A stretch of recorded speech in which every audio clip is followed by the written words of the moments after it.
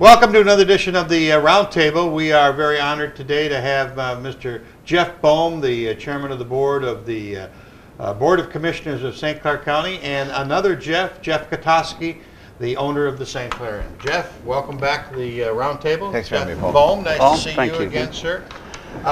We had knew you were going to be in town, and we wanted to have an opportunity to have you come in and sit down and talk to us about the wonderful things that are happening at 500 North Riverside Avenue.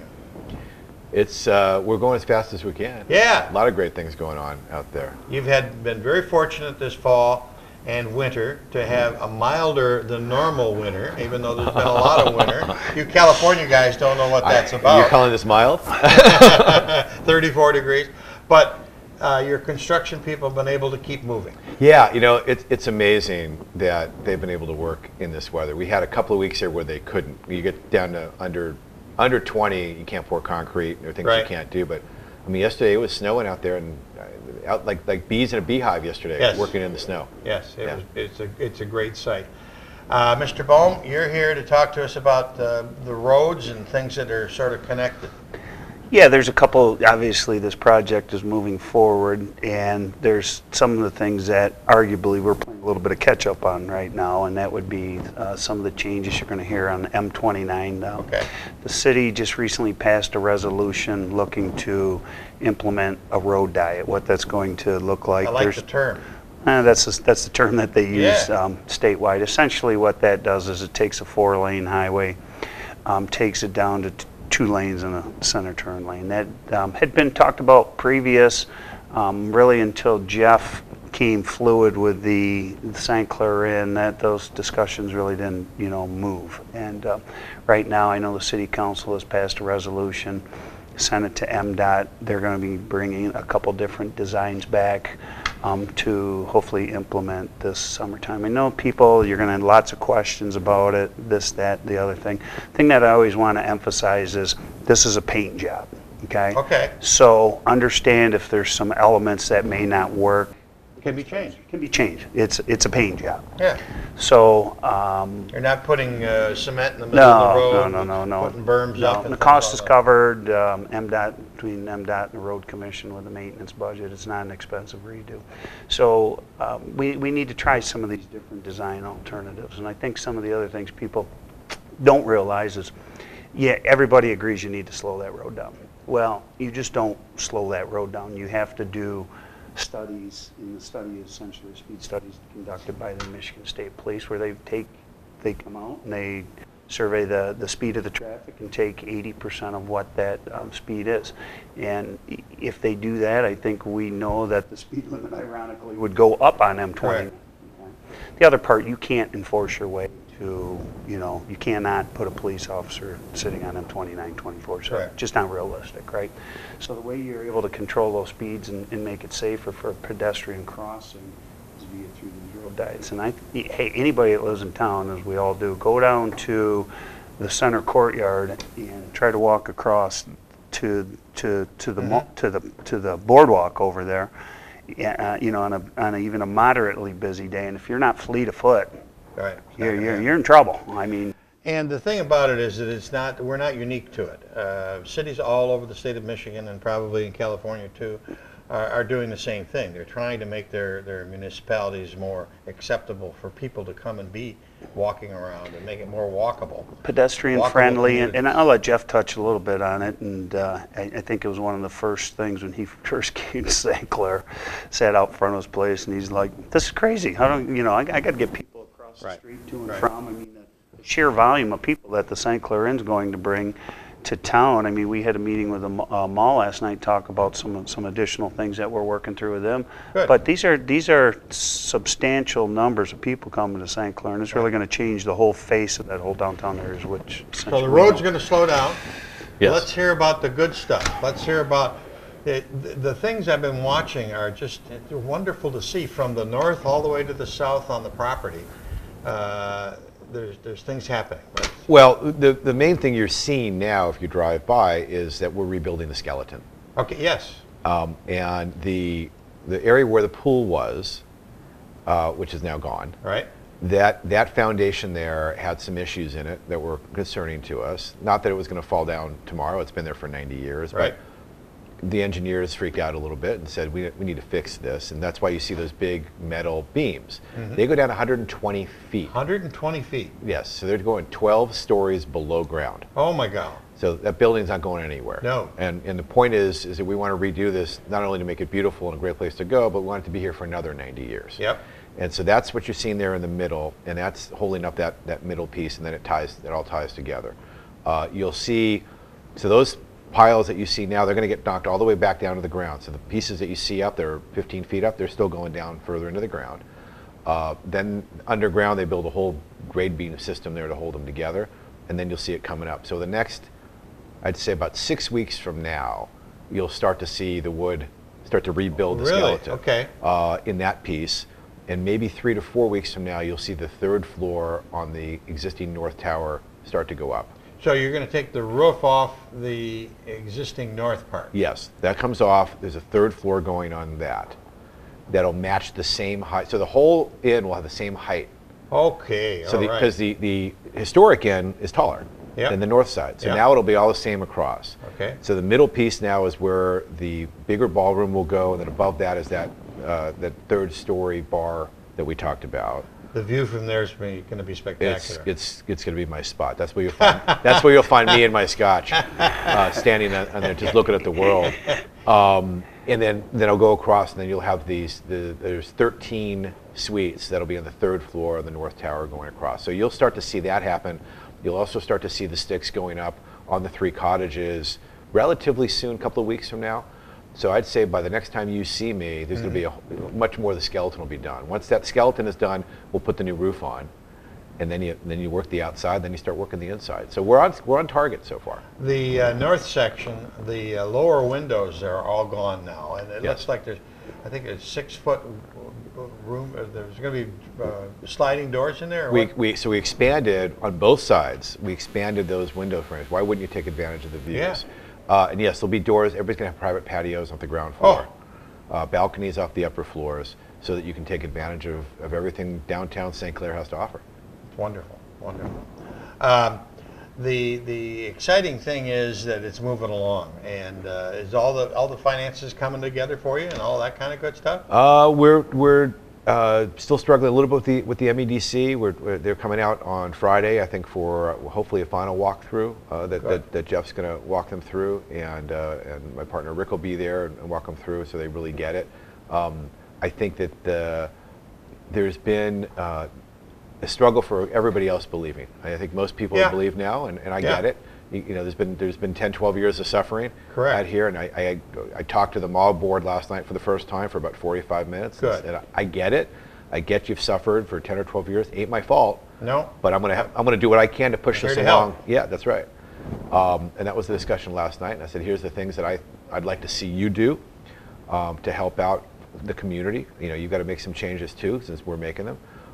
But generally, I think as we do more things, more people believe.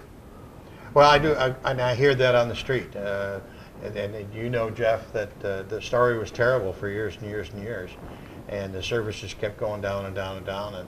And it's exciting to have you here and have that interest in us, and then to see on a day-to-day basis people working there. Yeah. I mean, if you weren't a substantial kind of guy, they'd be long gone and it would still be having a problem. So we've had now 4 or 5 months of actual work, and it's great. And the labor's local. Yeah, I mean, I want to stress it. We're using everything we can local. We're not sourcing things or people from outside. We want to keep it local, and we're going to add 150 to 250 jobs, depending on what day of the week it is, local jobs. That's real important. It's important that our glass manufacturer is local, the plumber is local, the West Haven builders are local, the architect is local. These are people who live here, and the other part of it is it's important to them too, which is great for us.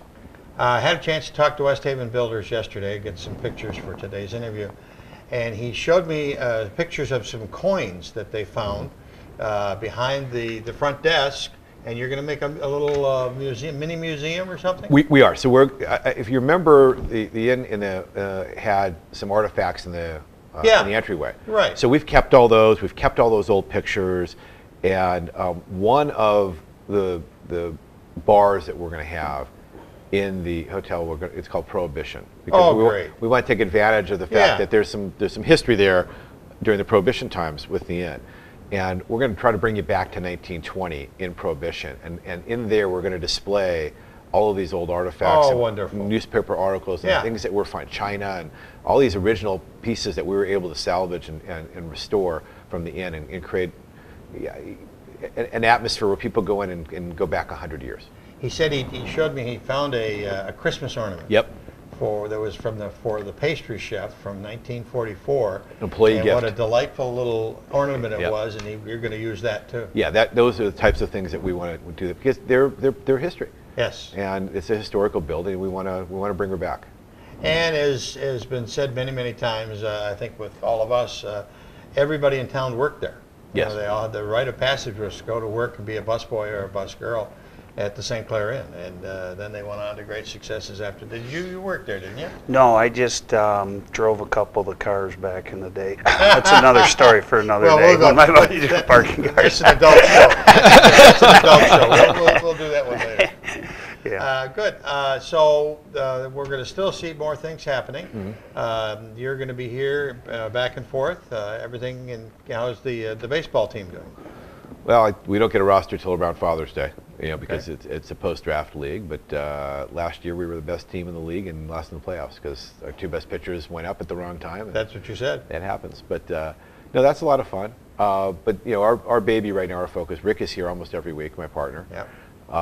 And he's in town making sure and cracking the whip to make sure these guys keep working, and Dan's on it. I mean, it's what I hope to see now, if you ask for the next step, as we're moving along on schedule, is I hope to see everybody else in town get proactive and start to make changes that they think will be good for their businesses. I mean, part of what, and I said this last night, and if I could take a minute to take as much time as you want. We talked to the mall, and I said to the vendors in the mall and the owners and the tenants, I said, look, we need each other. Mm-hmm. We're going to bring a whole lot of people here, tourists and people who haven't been here before. And we want to make the right impression the first time. Mm-hmm. And when you go to a restaurant the first time, if the food's lousy, you don't go back. Right. If it's good the first 3 times and you have a bad night, you'll still give it a chance. But that first impression is important. And the first impression of the rest of town is a little drab right now. Correct.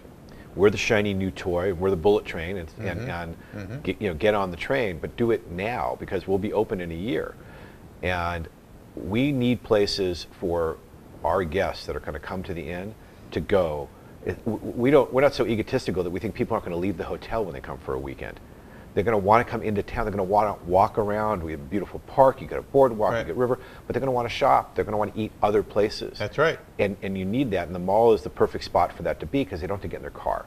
If they get in their car, we all lose because now they may leave. They may go someplace else. Right. From a county standpoint, it doesn't matter because maybe they go eat in Port Huron and that's fine. But from a St. Clair standpoint, we want to keep them here and keep that leisure dollar here. Mm-hmm. And the mall members, they need to think about that. They need to spruce up their stores. They need to change their inventory, and you need more boutiques, and you need artsy stores and things that people are going to want to come with. They're coming out of town to buy. And I met with Pat Coughlin, and he understands, and he said, you're totally right. They changed some inventory and do some things. Some of them got it, some of them didn't. I hope they all get it. Right. And I'm repeating it, even though they heard it last night. Hopefully they see this again. It's really important, and they have to be proactive, not reactive, because if you're reactive, you may miss the train. Well, if you turn the clock back, let's face it, anybody that's been in town any time of length remembers when the St. Clair Inn in its heyday, the town never did better. Correct. The malls, the stores, all the above. So Correct. that is, Jeff's not coming in and creating something that essentially didn't exist. Don't get me wrong, the product is well beyond, I think, anybody's wildest dreams, and we all thought he was a little bit nuts, let's face it, when he came. And I'm glad he is nuts because we're going to be on the receiving end of it. But the town goes, St. Clair Inn goes, so goes town, and we're going to bring it back, and we're going to have a whole bunch of people running around town in the near future, and it's exciting. The little inn place that was across the street on the west side of the street, you could see a line of people leaving their lunches and Sunday dinners and stuff and going right across the street to to the inn place. It was a win-win for both sides of the street, and I think that's exactly what you're saying. They need to help you do what you're trying to do for us. Well, think about what the town looks like when the river races are going on. Oh yeah. Okay, imagine that every weekend. Yeah. Yeah. Oh no. Wow. Well, but imagine Yeah. imagine it every weekend. I mean, Right. it's not inconceivable. And talking to Mike Laporte and all the stories, he Right. ran that place for 3 decades. Right. And hearing the kind of business they did before, well, we intend to do, if we do half that kind of business that he was talking about, you're talking about 1,000 people on a Sunday and Yeah. 1,500 people on a Oh, Saturday yeah. night. People that don't live here primarily. Correct. And they need places to go and other places to eat. We can't service that many people. No. I know that. They need to go to Voyager and some of the other restaurants around. Make it better. Give people other things to do in town. I mean, I'd love to see the movie theater come back as a movie theater. We talked earlier off air about the fact that we'd love to work with the Burtons about doing, Shakespeare in the Park or some theater there. I mean, we're building an amphitheater, an outdoor amphitheater. Right. People are going to be here. Let's Good. give them something else to do because the inn isn't enough. How about if I'm getting married, who do I contact to have my wedding reception, and when can I do that? So, great questions. You're not proposing to me, are you? No. Okay, good. This is my man. We're actually getting a lot of inquiries already. Good. And I don't want to take any dates yet Okay. until I really know that we're open. My hope is by right around July 1st of this year, we will know when we can start to take dates. Yeah. For the You don't want to disappoint a bride. God, no. So the last thing I want to do is take a date and us miss it. I would say once those sticks are up, like we talked about, Yes. that framing is done, we'll really know. And by then we'll also know all the things that we have to order. Things that people don't see. Like, we're ordering all the air conditioning systems and the kitchen equipment. All this stuff is a lead time. The towels, the sheets, all this stuff is made for us, and there's a long lead time. The carpet, 12 weeks to get carpet. I mean, all these things that are being designed, which are being handled now that you don't see. Once I know that all that's sort of in queue, and that should be about right around July, then I know what our real opening date is. Right. And if I know we're going to be on time, and then we'll put it out there, and our management company will go out and say, okay, now we'll take dates. And even then I'll hedge it, quite frankly. Yeah. But the last thing I want to do is to have someone arrange an event and me miss the date. Yeah. So we won't put ourselves in that position. But I would say maybe by July, we may be ready to start taking reservations. Okay. Jeff, have we missed anything? Just everybody working together. This thing's coming to fruition and finally moving. I know we were just talking about when we first had the meeting with Mayor Cedar and myself, was back in 2016. Yep. One thing these projects, in my role as the county board chairman, we're involved in a lot of development countywide, and these things take time. Correct. There's no question. Everybody wants to hurry up now kind of thing, but all these, take time. You need to work process, and this thing's coming to fruition, and will continue. So, Okay. Mr. Katofsky? Thank you, Paul. Thank you, sir. Thanks for having me. Always good to see you. Paul, thank Paul, you. nice to see you. That's about it for this edition of the Roundtable. Thanks very much for tuning in. Until next time, I'm Paul Dingman. See you soon.